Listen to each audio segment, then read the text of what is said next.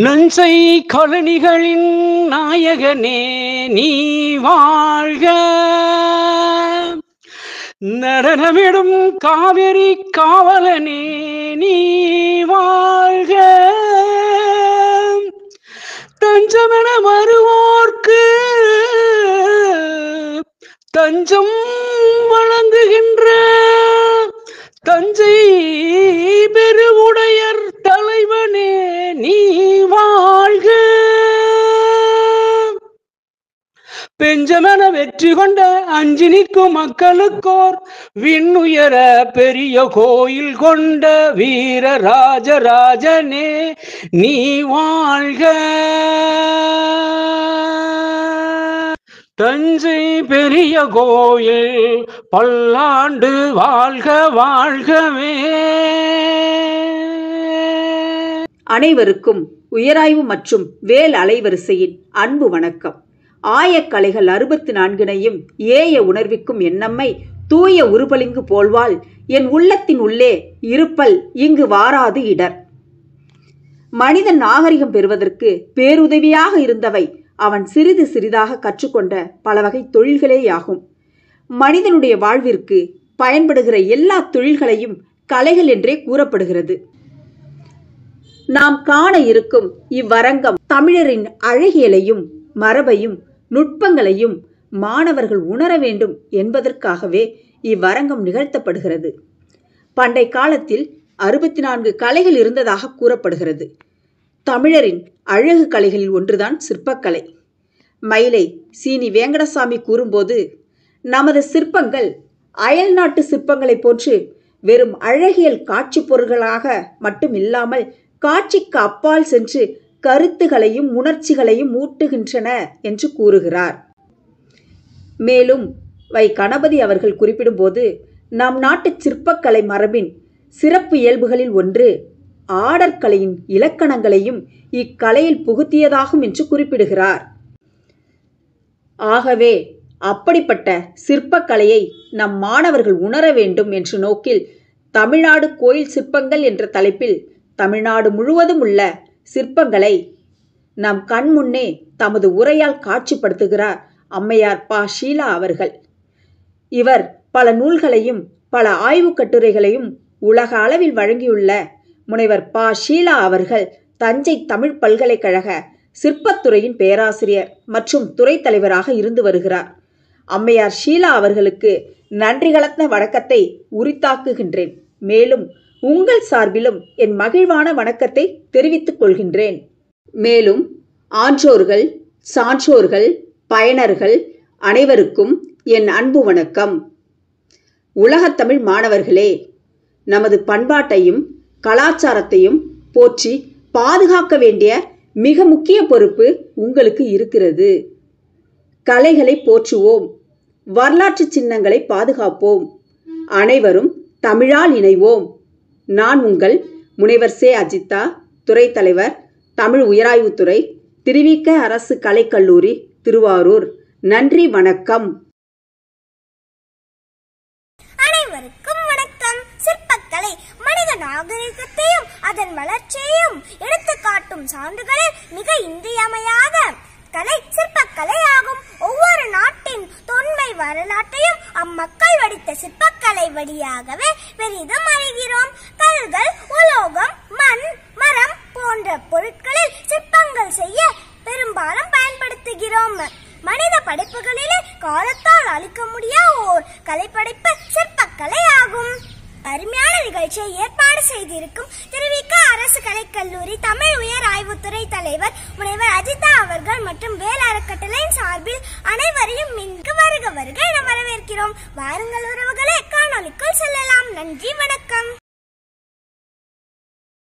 அனைத்து தமிழ் நெஞ்சங்களுக்கும் அன்பு வணக்கம். இது வேல் மற்றும் உயராய்வு அலைவரிசையின் சிறப்பு காணொளி தொகுப்பு.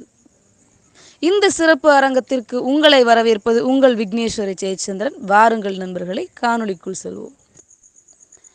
மனிதன் தோன்றிய ஆரம்ப காலகட்டத்தில் கற்களை ஒன்றோடு ஒன்று தீட்டி நெருப்பை மூட்டி உணவை சுட்டு உண்டு வந்தான். ஆனால் ஒரு இனம் மட்டும் நாகரீக வளர்ச்சி அடைந்து கற்களை செதுக்கி சிற்பங்களாக வடிவமைத்தது.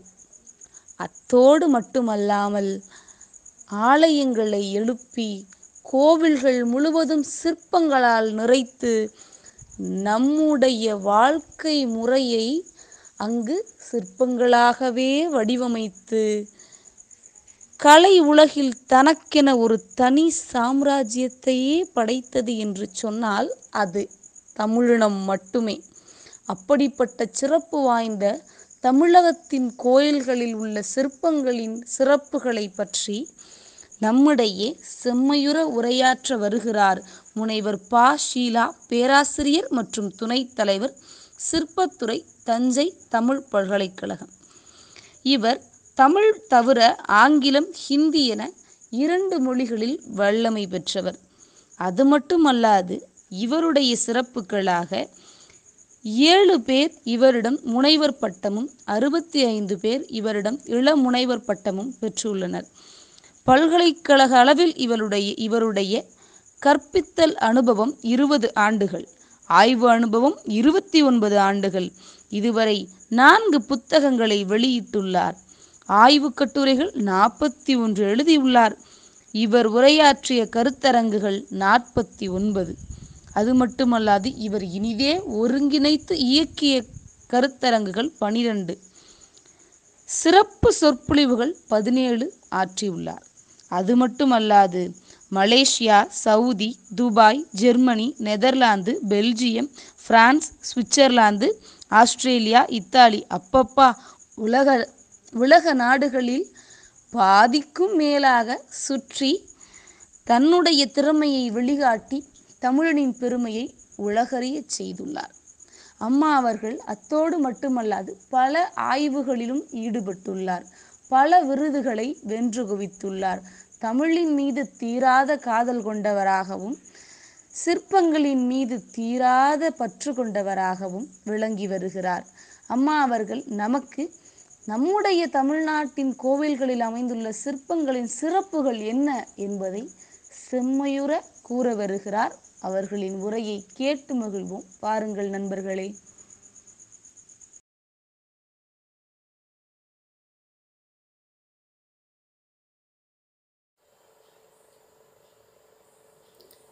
தமிழ் கூறும் நல்லுலகிற்கு எனது பணிவான வணக்கம். தமிழின்பால் நீங்கா காதலும் தமிழ் கலையில் ஆழ்ந்த ஈடுபாடும் கொண்ட உயராய்வு மற்றும் வேல் அறக்கட்டளையின் ஒருங்கிணைப்பாளர், திருவாரூர் திருவிக அரசு கலைக்கல்லூரி தமிழ் உயராய்வு துறையின் தலைவர் முனைவர் சே. அஜிதா அவர்களுக்கு எனது நெஞ்சார்ந்த வணக்கத்தினையும் நன்றியினையும் தெரிவித்துக் கொள்கிறேன். இந்நிகழ்ச்சி சிறப்புற அமைய உதவி புரியும் மாணவ செல்வங்களுக்கு எனது உளமார்ந்த பாராட்டுக்களை தெரிவித்துக் கொள்கிறேன். மேலும் தமிழ் பண்பாட்டின் அனைத்து கூறுகளையும் உலகிற்கு உணர்த்தும் வகையில் அமைந்துள்ள இந்நிகழ்ச்சி வெற்றி பெற எனது மனமார்ந்த வாழ்த்துக்கள். கலைகள் மிகுந்த பெருமையுடையது தமிழ்நாடு. தாம் கருதிய வடிவத்தை தக்க பொருளில் உருவாக்கும் சீர்மிகு கலை சிற்பக்கலை. சிற்பம் என்பது கண்ணையும் கருத்தையும் கவரவல்லது. உள்ளதை உள்ளவாறு வடிக்காது, உள்ளதை உணர்ந்தவாறு ரசானுபவம் தோன்றுமாறு கலைத்திறன் மிக்க படைப்பது சிற்பக்கலை. இது கலை, சமயம், தத்துவம் ஆகிய அம்சங்களை உள்ளடக்கியது. சிற்பக்கலையின் வரலாறு மிகவும் தொன்மையானது. தொல்பழங்காலத்தில் நடுகற்களாக தோற்றம் கொண்டு படிப்படியாக வளர்ச்சி பெற்று பிற்காலத்தில் உலகமே வியக்கும் வண்ணம் பேரெழில் சிலைகளாக சிற்ப செல்வம் வளர்ந்துள்ளது. பொதுவாக சிற்ப செல்வங்களை காணும் பொழுது முழு சிற்பம், புடைப்பு சிற்பம் என இருவகைப்படுத்தலாம். ஒரு பொருளின் முன்பின் இருபுறங்களையும் முழுமையாக புலப்படுத்துவது முழு உருவச் சிற்பம் எனப்படும். அவ்வாறின்றி பொருள்களின் ஒரு புறம் மட்டும் புலப்படுவது புடைப்புச் சிற்பமாகும். தமிழ்நாட்டு சிற்பக்கலை ஏனைய எழிற்கலைகளைப் போலவே பெரும்பாலும் சமயத்தை ஒட்டியே வளர்ந்தது. நமது சிற்பக்கலைக்கும் மேனாட்டு சிற்பக்கலைக்கும் அடிப்படை வேறுபாடு உண்டு. மேலை நாடுகளில் மாந்தர்களின் இயற்கை வடிவை தோற்றப்பொழிவு துலங்குமாறு சிற்பமாக்கும் முறை பெருவழக்கில் உள்ளது. நம் நாட்டில் தெய்வ வடிவங்களே அன்றும் என்றும் முதன்மை பெறுகின்றன. இது தெரிந்தே கைக்கொள்ள பெற்ற தமிழ் நெறியேனலாம். சிற்பக்கலை பற்றி எடுத்தியம்பும் பல நூல்கள் உள்ளன. அதில் குறிப்பாக ஆகமம், புராணம், சிற்ப சாஸ்திரங்கள் போன்றவை ஆகும். இந்த சிற்பக்கலையை தொழில்நுட்பத்துடன் கூடிய தேர்ச்சி பெற்ற கலைஞனே சிற்பி என அழைக்கப்படுவான். சிற்பியானவன் சிற்பக்கலை அறிவு, உண்மையை உய்த்துணரும் ஆற்றல், தெய்வ பக்தி என்ற 3 தலைச்சிறந்த பண்புகளை கொண்டிருக்க வேண்டும். சிற்பி கல், மண், மரம், செம்பு, சுதை, தந்தம், வண்ணம், இரத்தினம், சுடு சர்க்கரை, மெழுகு முதலான 10 பொருட்களில் உருவங்களை உருவாக்கும் வல்லமை பெற்றிருக்க வேண்டும். தமிழுக்கு அகத்தியன் போல் சிற்பக்கலைக்கு மயனே ஆசானாவான். இறையுருவை நமது விருப்பத்திற்கிணங்க அமைக்க முடியாது.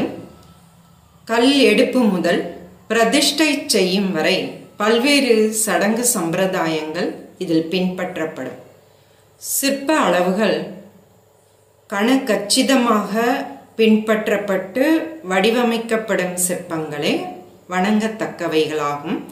அவை தெய்வீக சிற்பங்கள் என்று அழைக்கப்படும்.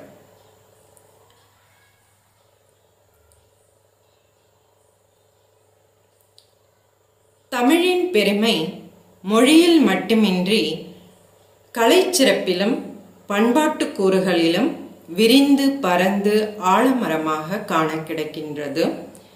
தமிழகம் முழுவதும் பட்டி தொட்டிகளில் எல்லாம் நிறைந்து நிற்கும் கோயில்கள் கலைக்கூடங்கள் என்று அழைக்கலாம். தமிழகத்தை ஆட்சி புரிந்த அரசர்கள் தமக்குள் ஒப்பாரும் மிக்காரும் அகிலத்தில் இல்லை எனும் மனச்செருக்குடன் போட்டி போட்டுக்கொண்டு எழுப்பிய கவிமிகு கலைக்கோயில்கள் அருமை பெருமை கணினியாலும் கணக்கிட்டு கூறவியலாது. தமிழர் ஒவ்வொரு சிற்றூருக்கும் ஒரு கோயிலை கட்டி அங்கே கல்லிலும் செம்பிலுமான திருமேனிகளுக்கு கடவுள் மங்களம் செய்து மக்கள் உள்ளங்களில் உறுதியையும் ஊக்கத்தையும் தெய்வப்பற்றையும் ஊட்டி வளர்த்து வாழ்க்கையை இன்பமயமாக்கினர்.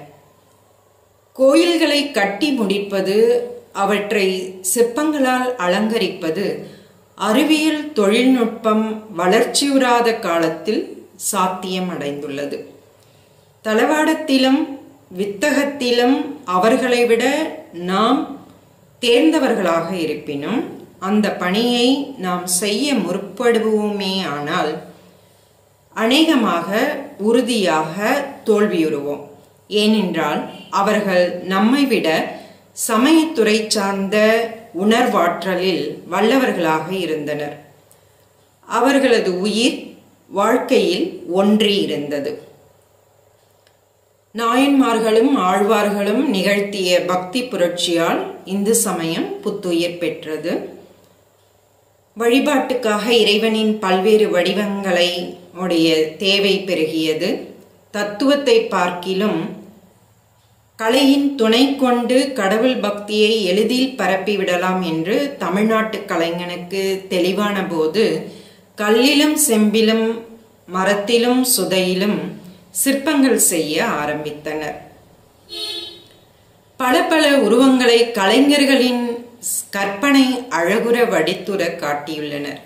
இத்தகைய உள்ளொளி பெற்று திகழ்ந்த கலைஞர்களால் செய்யப்பெற்று தமிழ்நாட்டு கோயில்களிலும் உலகின் பல்வேறு அரும்பொருட்காட்சியகங்களிலும் இருக்கும் செப்பு திருமேனிகளைப் போல உலகில் வேறெந்த நாட்டிலும் காண கிடைக்காது. தொல்காப்பியம், 8 தொகை, 10 பாட்டு, 5 பெருங்காப்பியம், 12 திருமுறைகள், 4000 திவ்ய பிரபந்தம் எல்லாம் எவ்வாறு நமது அழியாத உயரிய இலக்கிய செல்வங்களாக உள்ளனவோ அவ்வாறு கோயில் சிற்பங்கள் ஒப்பரிய செல்வங்களாக உலகெங்கும் புகழ் பரப்புகின்றன. நம் முன்னோர் கோயில் கடவுளை வணங்கச் செல்லும் போதே அங்குள்ள கலைகளையும் மக்கள் அன்றாடம் கண்டு கலையறிவு பெற வேண்டும் என்னும் கருத்தோடு கோயில்களை அமைத்துள்ளனர். நாமெல்லாம் கோயிலை வேகமாக சுற்றி வலம் வந்து உள்ளே போய் கடவுளை வணங்கிவிட்டு திரும்பி விடுகிறோம். இதனால் பக்தி மட்டும் உள்ளது. கோயிலில் அமைந்துள்ள பல கலை செல்வங்களை கண்டு அறிந்து வியந்து மகிழ்ந்து போற்ற தவறிவிட்டோம்.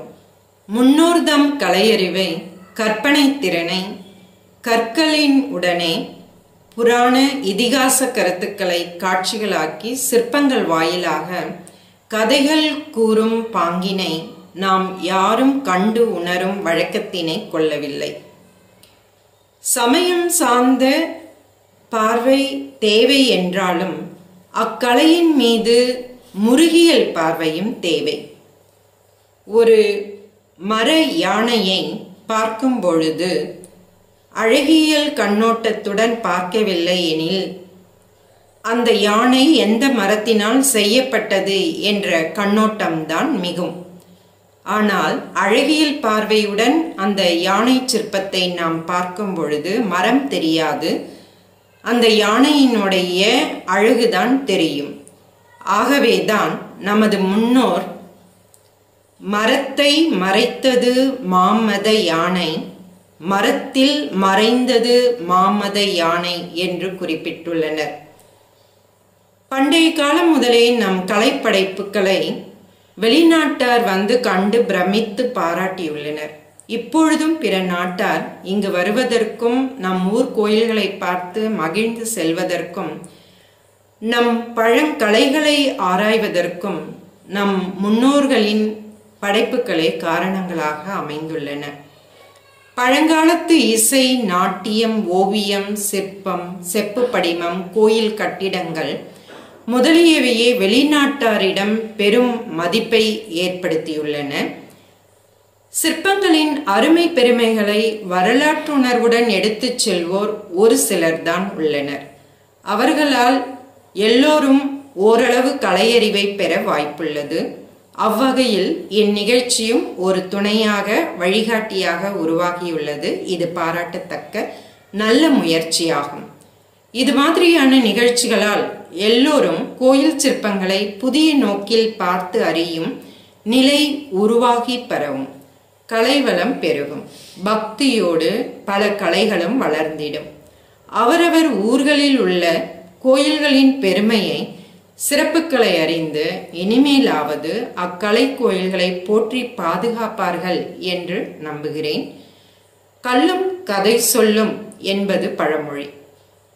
எல்லா கல்லும் கதை சொல்லுமா? சிற்பியின் கைப்பட்ட கல்லெல்லாம் கதை சொல்லும்.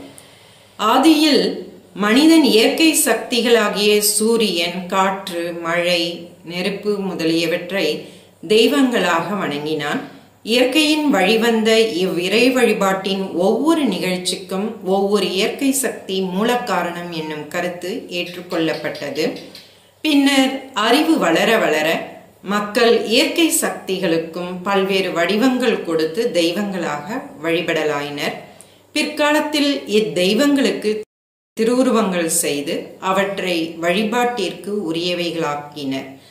தம்மை போல் தெய்வங்களுக்கும் கணவன், மனைவி, மக்கள், பணியாட்கள் முதலியோரை கொண்டவர்களாக படைக்கப்பட்டனர்.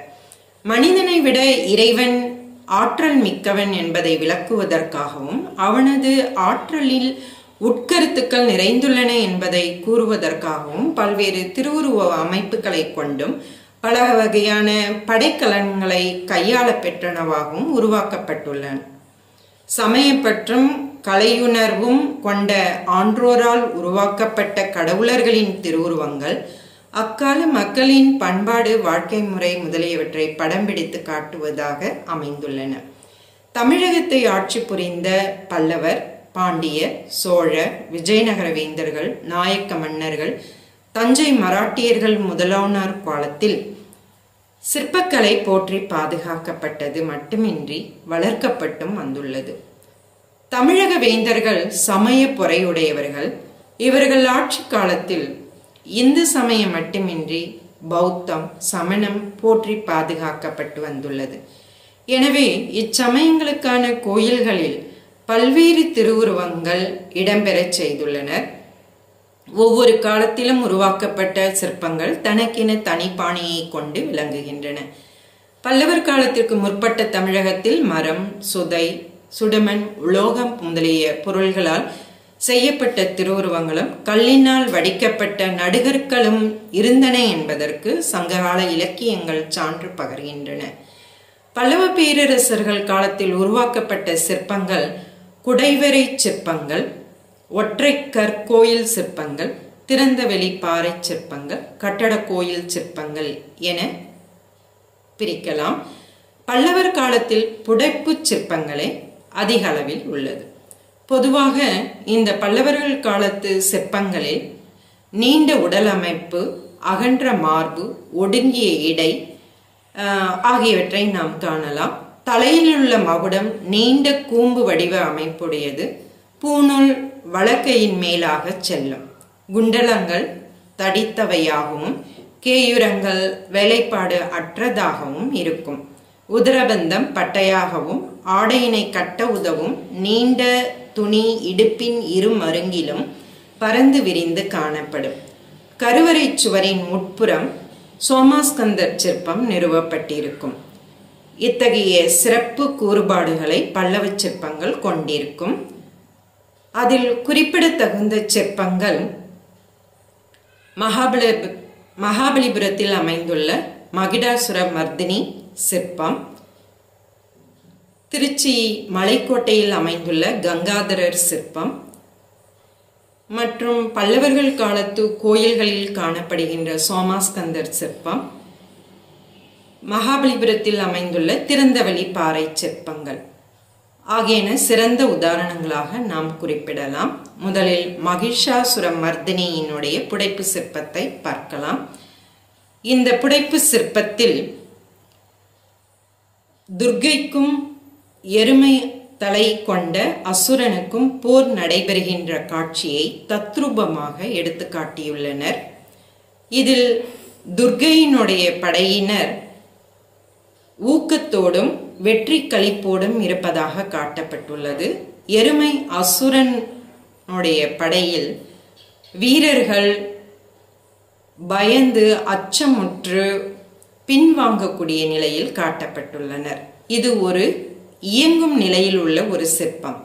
உண்மையில் போர் நடந்து கொண்டிருக்கிற மாதிரியே அந்த சிற்பங்கள் அமைக்கப்பட்டிருக்கின்றன. அதுதான் இந்த சிற்பத்தினுடைய சிறப்பு.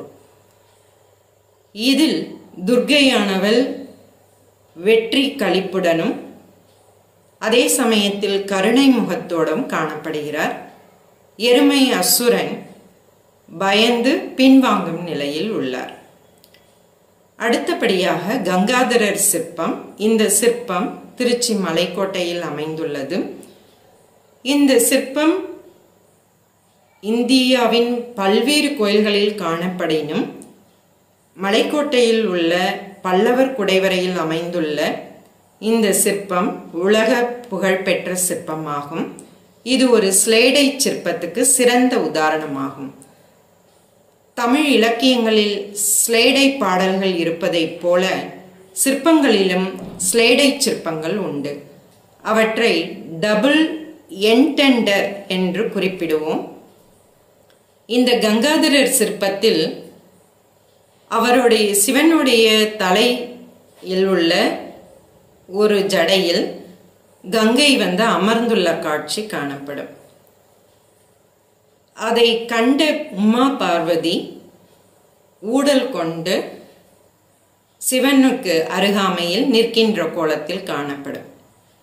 அதே சமயத்தில் சிவன் ஆழகால விஷத்தை உண்டு அந்த விஷம் அவரோட கழுத்தோடு நிற்பதை காண்பிப்பதற்காக சிற்பியானவன் கற்சிற்பத்தில் அந்த நஞ்சு கழுத்து வரை நின்றதை காண்பிக்க முடியாததனால் அதை அந்த நாகப்பாம்பை அந்த சிவனுடைய கையில் பிடித்திருக்குமாறு செய்துள்ளார்.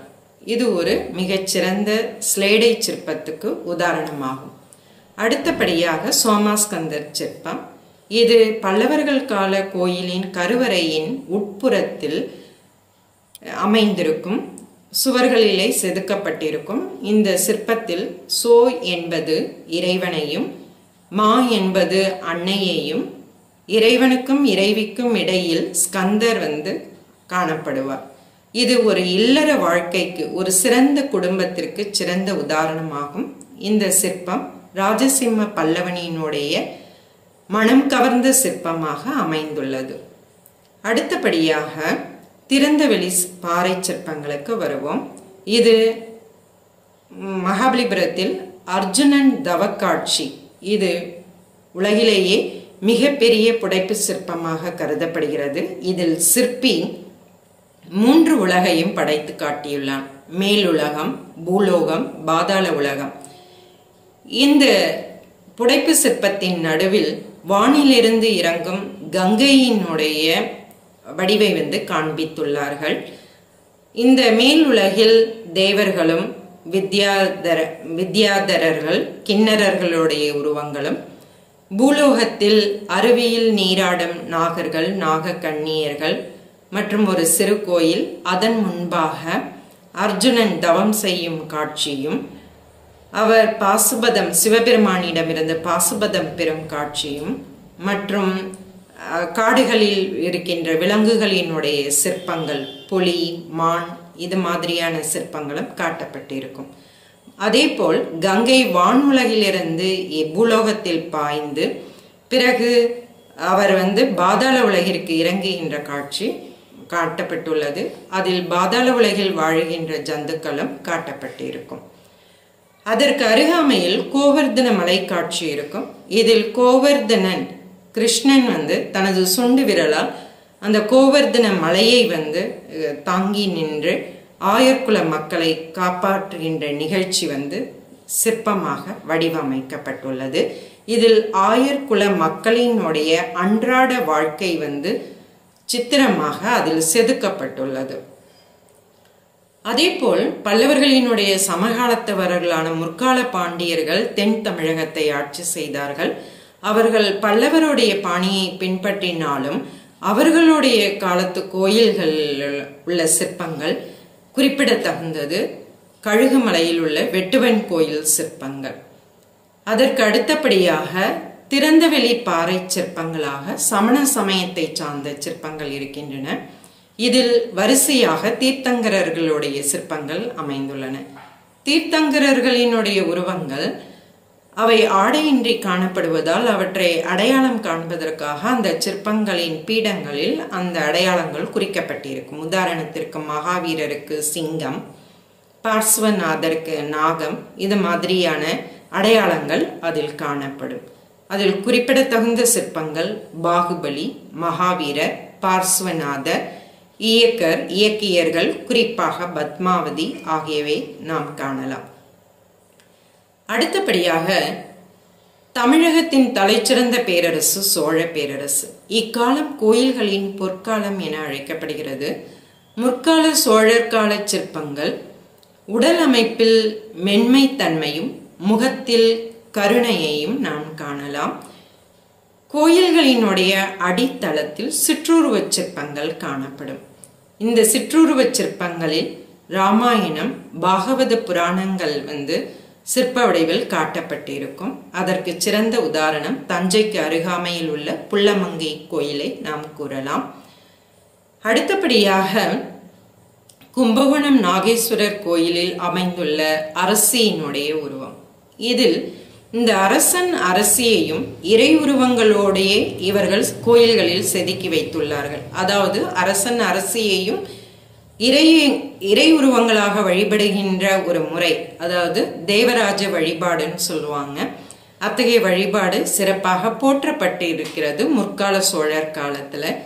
அந்த நாகேஸ்வர சுவாமி கோயில்ல ஒரு அரசியினுடைய உருவம் அதில் பார்க்கும் பொழுது சிற்பம் கல்லில் வடிக்கப்பட்ட சிற்பம் என்பதை காட்டிலும் நமது நேரில் நிற்கின்ற உருவம் போல் அந்த சிற்பி அந்த சிற்பத்தை வடிவமைத்திருக்கிறார்.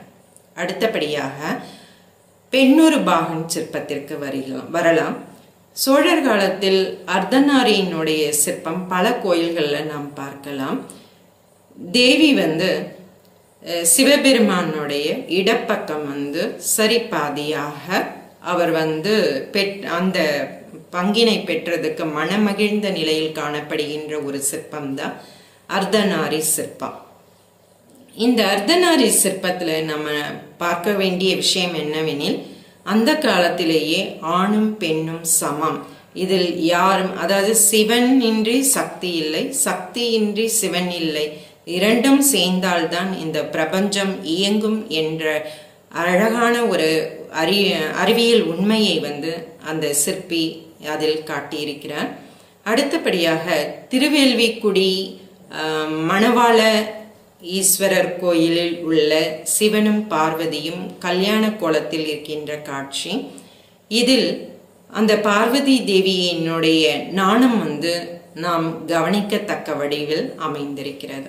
அடுத்தபடியாக இடைக்கால சோழர் கால கோயில்களுக்கு வருவோம்.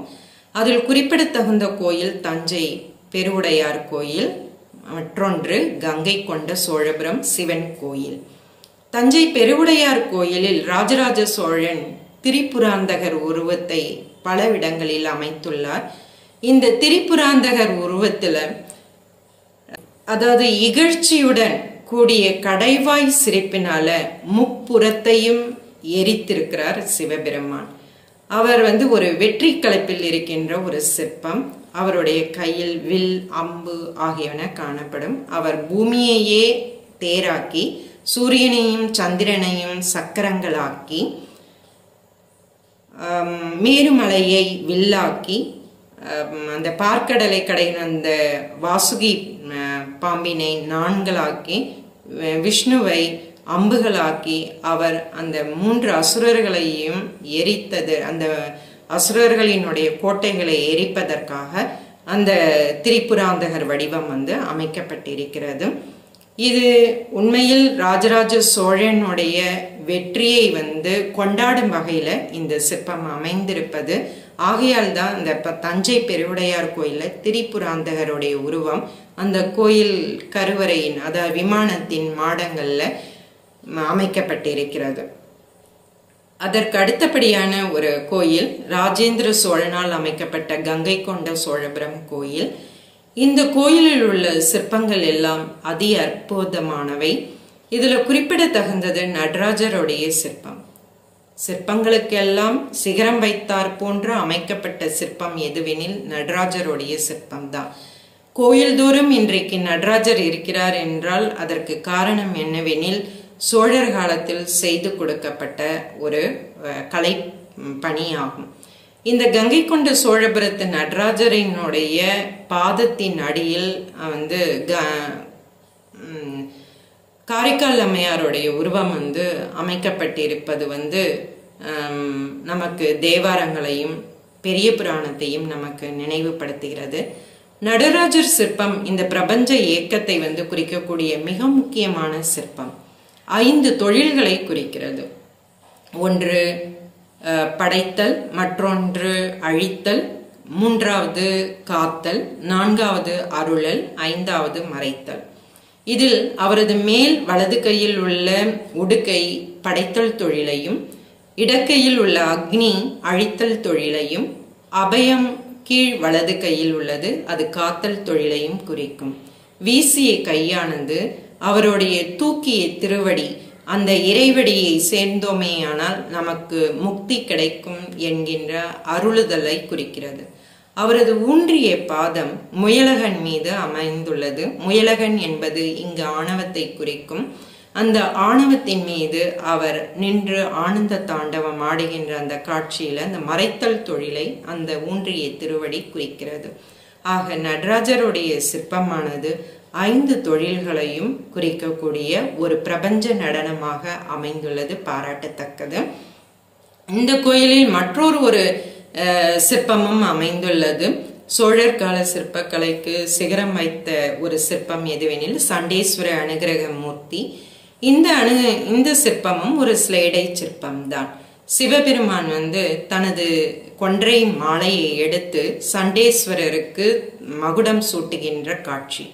இந்த காட்சியை மற்றொரு பொருளிலும் எடுத்துக்கொள்ளப்படுகிறது. அதாவது ராஜேந்திர சோழன் அவன் மேற்கொண்ட போர்களில் எல்லாம் வெற்றி அடைந்தான் என்பதற்காக சிவபெருமானே அந்த ராஜேந்திர சோழனுக்கு தனது கொன்றை மாலையை மகுடமாக அவனது தலையில் சூட்டியுள்ளார் என்று 2 பொருள்களில் ஸ்லேடை சிற்பமாக இந்த சிற்பம் அமைந்துள்ளது, பாராட்டத்தக்கது.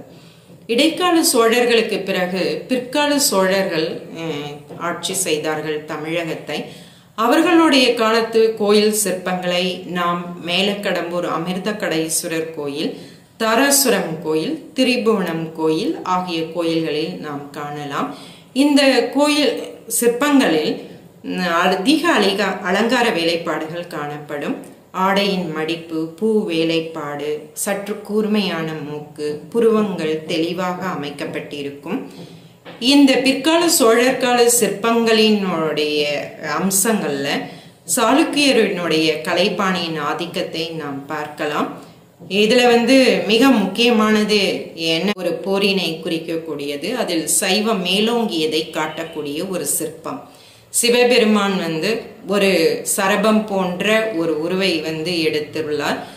அந்த விஷ்ணுவினுடைய அந்த நரசிம்ம அவதாரத்தின் போது அவருடைய கோபத்தை தணிப்பதற்காக சிவபெருமான் நரசிம்ம அவதாரம் கொண்ட விஷ்ணுவை தூக்கி செல்லுகின்ற காட்சியானது காட்டப்பட்டிருக்கும். இது அக்காலத்து சைவ வைணவ போட்டியை நமக்கு காட்டுகின்றது. அதே போல் தர்மபுர ஆதீனத்தில் உள்ள ராமர், லக்குவன், அனுமன் போன்ற சிற்பங்களும் குறிப்பிடத்தகுந்த சிற்பங்களாக அமைந்துள்ளன. இதே காலத்தில், அதாவது பிற்கால சோழர்களுக்கு சமகாலத்தவர்களான பிற்கால பாண்டியர்களினுடைய காலத்திலும் சிற்பங்கள் சற்று தட்டையான முகத்தோற்றத்துடன் சிறிது தடித்து குறுகிய உடல் அமைப்பு, மிகுதியான ஆடை அணிகலன்களுடன் காணப்படும். இத்தகைய சிற்பங்களை நாம் அம்பாசமுத்திரம், திருவாலீஸ்வரர் கோயில், மன்னார் கோயில் போன்ற கோயில்களில் நாம் காணலாம். அதில் குறிப்பாக திருமாலுடைய சிற்பம் குறிப்பிடத்தகுந்தது. மேலைக்கடம்பூர் கோயில், தாராசுரம் கோயில், திரிபுவனம் கம்பகரேஸ்வரர் கோயில் ஆகிய கோயில்கள் பிற்கால சோழர் கால கோயில்களுக்கு சிறந்த உதாரணமாகும். இக்கோயில் சிற்பங்களில் குறிப்பிடத்தகுந்தது திரிபுவனம் கம்பகரேஸ்வரர் கோயிலில் உள்ள சரபமூர்த்தி சிற்பம். இந்த சிற்பமானது சைவத்திற்கும் வைணவத்திற்கும் இடையே நடைபெறுகின்ற போட்டியில் சைவம் மேலோங்கியதை காட்டக்கூடிய ஒரு சிற்பம். சரப உருவில் உள்ள சிவபெருமான் நரசிம்ம அவதாரம் எடுத்த விஷ்ணுவினுடைய கோபத்தை அடக்குவதற்காக அவதாரம் எடுத்த காட்சியானது அந்த சிற்பத்தில் அதி அற்புதமாக காட்டப்பட்டுள்ளது.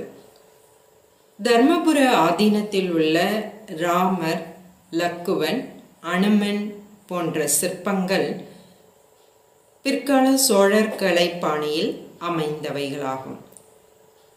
பிற்கால சோழர்களினுடைய சமகாலத்தவர்களான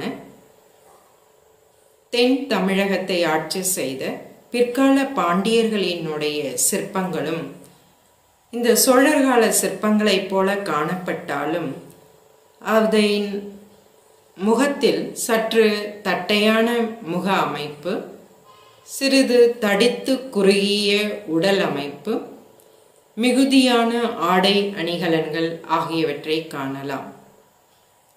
இந்த பிற்கால பாண்டியர்களினுடைய சிற்பங்களுக்கு மிகச்சிறந்த உதாரணங்களானது அம்பாசமுத்திரம், திருவாலீஸ்வரர் கோயில் மற்றும் மன்னார் கோயில் ஆகிய கோயில்களில் நாம் காணலாம். இந்த பிற்கால பாண்டியர்களினுடைய கோயில்களில் காணப்படுகின்ற திருமாலினுடைய நெடிய தோற்றத்தில் அவரது மேல் இரு கைகளில் சங்கும் சக்கரமும், கீழ் இரு கைகளில் அபயமும் கதாயுதமும் காணப்படும். சகல ஆடை ஆபரணங்களுடன் திருமாலினுடைய சிற்பமானது காணப்படும். பாண்டியர்களுக்கு பிறகு தமிழகமானது விஜயநகர பேரரசர்களின் ஆட்சிக்கு உட்பட்டது.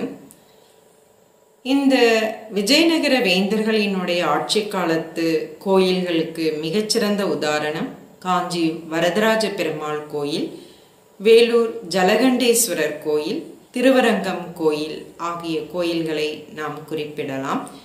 இந்த விஜயநகர வேந்தர்களினுடைய கோயில் சிற்பங்கள் நீண்டு தடித்த உடல், கம்பீரத்துடன் பருத்து திரண்ட மார்பகங்கள், தசை மிகுந்த உடல்கள், மூக்கு கூர்மையாகவும் புருவங்கள் நன்கு மேலாக தெளிவாக காட்டப்பட்டுள்ளது.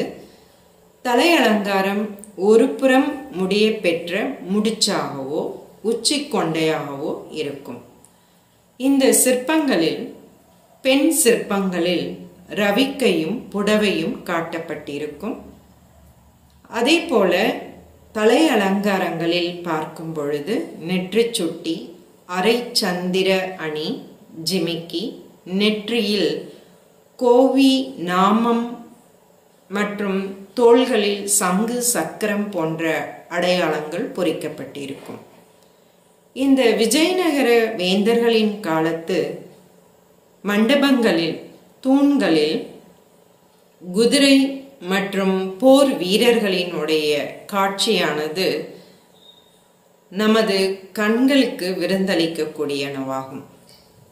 இவர்களுடைய கோயில்களில் திருமால் அவதாரங்கள், அவருடைய மிக முக்கியமான 10 அவதாரங்களானது தூண்களிலும் தனி உருவங்களாகவும் செதுக்கப்பட்டிருக்கும்.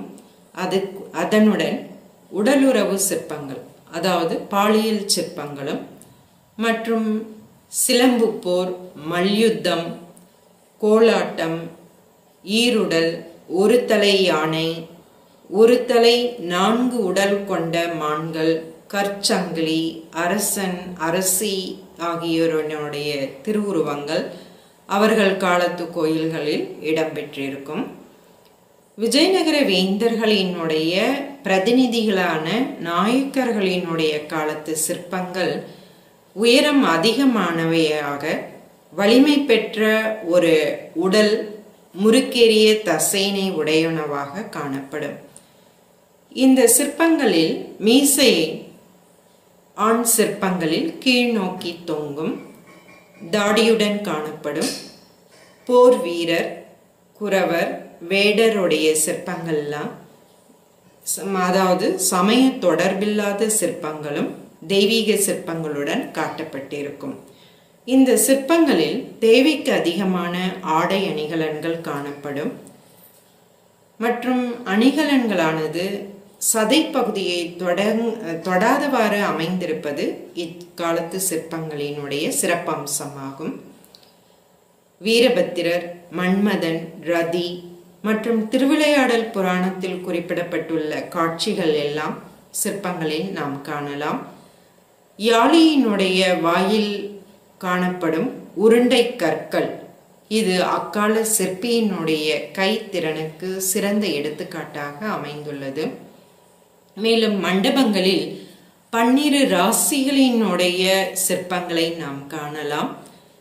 தாமரை மலர்களின் இதழ்களை கொத்தும் கிளிகளும் விதானங்களில் சிற்ப வடிவில் அமைக்கப்பட்டுள்ளது. மிகச் சிறப்பு வாய்ந்ததாகும். திருவாரூர் தியாகராஜர் கோயிலில் அமையப்பெற்றுள்ள சிற்பங்களும் புகழ்பெற்ற சிற்பங்களாக அமைந்துள்ளன.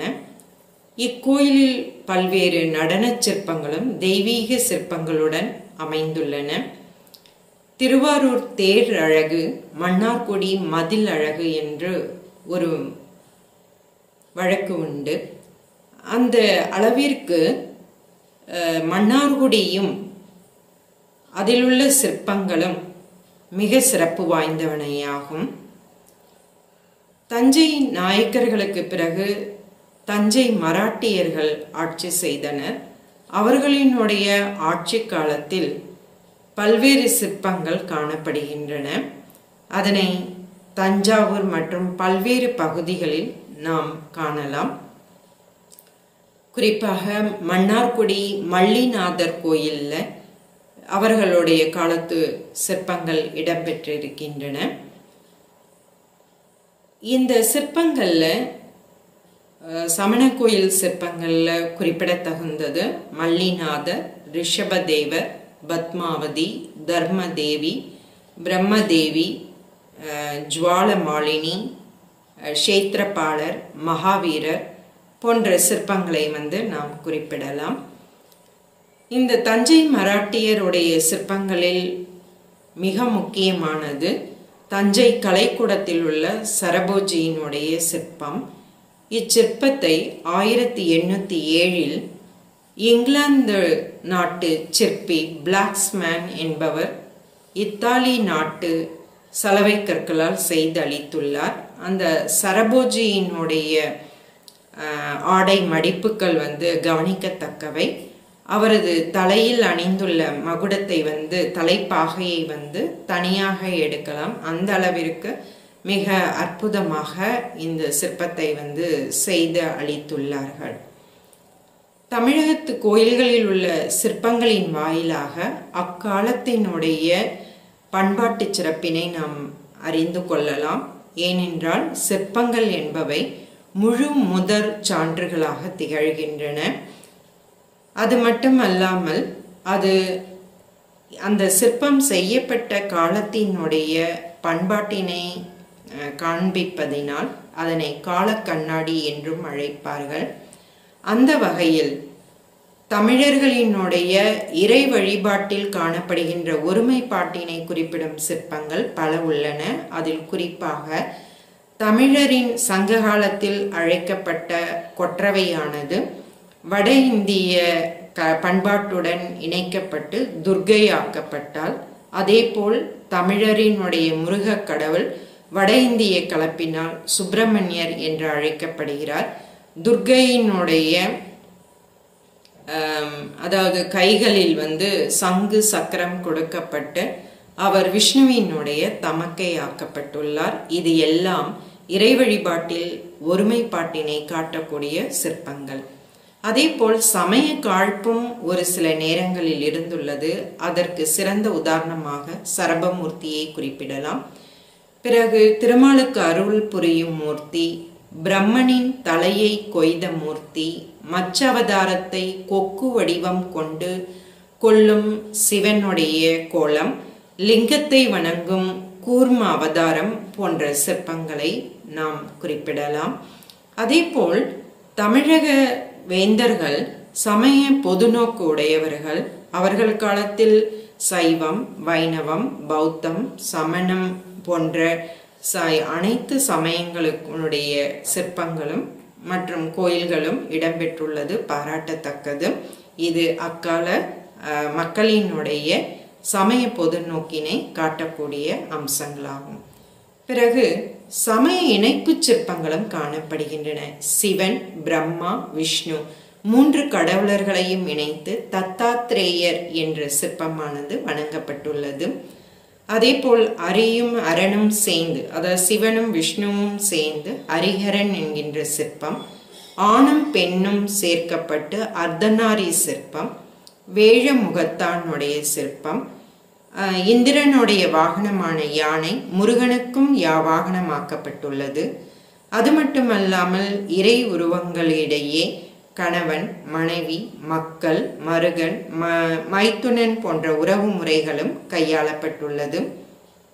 திருவிழாக்கள் பெருக பெருக கோயில்களில் சிற்பங்களினுடைய தேவையும் பெருகியது. ஆகினால் சிற்பங்கள் அதிக அளவில் வடிவமைக்கப்பட்டன. அது மட்டுமல்லாமல் இறைவனுக்கு சமமாக மன்னன் கருதப்பட்டதனால இறை உருவங்கள் இடம்பெற்றுள்ள கோயில்களில் அரசன் அரசியினுடைய கோயில்களும் இடம்பெற்றிருக்கிறது. அது மட்டுமல்லாமல் சமய சான்றோர்களும் வழிபாடு செய்யப்பட்டுள்ளனர். குறிப்பாக அப்பர், சம்பந்தர், சுந்தரர் போன்ற தேவார நாயன்மார்களும் ஆழ்வார்களும் மற்றும் சந்தானாச்சாரியார்களும் போன்ற பல்வேறு சமய சான்றோர்களும் சிற்ப வடிவில் கோயில்களில் வடிவமைக்கப்பட்டிருக்கிறார்கள். பத்தினிக்கு கோயில்கள் கட்டப்பட்டிருக்கிறது. அதில் குறிப்பாக கண்ணகி கோட்டத்தை நாம் குறிப்பிடலாம். அது மட்டுமல்லாமல் பல்வேறு கிராமங்களில் தீப்பாய்ந்தாள் கோயிலும் காணப்படுகிறது. நடுகர்களும் இறந்த போர் வீரர்களின் நினைவாக வழிபாடு செய்யப்பட்டு வருகிறது. போர் வீரம் பற்றிய சிற்பங்களும் அமைந்துள்ளன. இதனுடன் உடலியல் சிற்பங்களும், அதாவது பாலியல் சிற்பங்களும் கோயில்களில் இடம்பெற்றுள்ளன. அதற்கான காரணம் தமிழரினுடைய வாழ்வியல்ல அறம், பொருள், இன்பம் இது மூன்றும் இடம்பெற்றிருப்பதனால இதுவும் கோயில்களில் இந்த பாலியல் சிற்பங்களும் இடம்பெற்றிருப்பதாக குறிப்பிடப்படுகிறது. அது மட்டுமல்ல, இயற்கை காட்சிகளும் இதில் இடம்பெற்றிருக்கின்றன. பல்வேறு இயற்கை பொருள்கள் சிற்பங்களாக மரம், விலங்கு, பறவைகள் போன்றவை இடம்பெற்றிருக்கின்றன. வரலாற்று செய்திகளை தாங்கி நிற்கும் சிற்பங்களும் உள்ளன. அதில் குறிப்பாக வைகுந்த பெருமாள் கோயிலில் 2ஆம் நந்திவர்மனினுடைய முடிசூட்டு விழாவானது புடைப்பு சிற்பங்களாக கல்வெட்டுக்களுடன் பொறிக்கப்பட்டுள்ளது, பாராட்டத்தக்கதும். இத்துடன் இசை, நாட்டியம் போன்ற பல்வேறு சிற்பங்கள் கோயில் தோறும் இருக்கின்றன. அதில் தஞ்சை பெருவுடையார் கோயிலில் உள்ள நடனக்கரண சிற்பங்கள், கும்பகோணம் சாரங்கபாணி கோயிலில் உள்ள சிற்பங்கள், சிதம்பரம் நடராஜர் கோயிலில் உள்ள சிற்பங்கள் ஆகியன நடனத்தின் பல்வேறு கோலங்களை நமக்கு இன்றும் பறைசாட்டி கொண்டிருக்கின்றன. இதை தவிர வானூல் அறிவும் ஜோதிட கலையும் சார்ந்த சிற்பங்களும் இடம்பெற்றிருக்கின்றன. ஆகவே உலகத்தாரை திரும்பி பார்க்கின்ற வகையில் நமது கோயில்களும் சிற்பங்களும் வடிவமைக்கப்பட்டுள்ளன. அத்தகைய கலை செல்வங்களை அழியாது பாதுகாக்க வேண்டிய கடமை நமது கடமையாகும். ஆகவே இத்துடன் வாய்ப்பிற்கும் செவி சாய்ப்பிற்கும் நன்றி கூறி விடைபெறுகிறேன். நன்றி, வணக்கம்.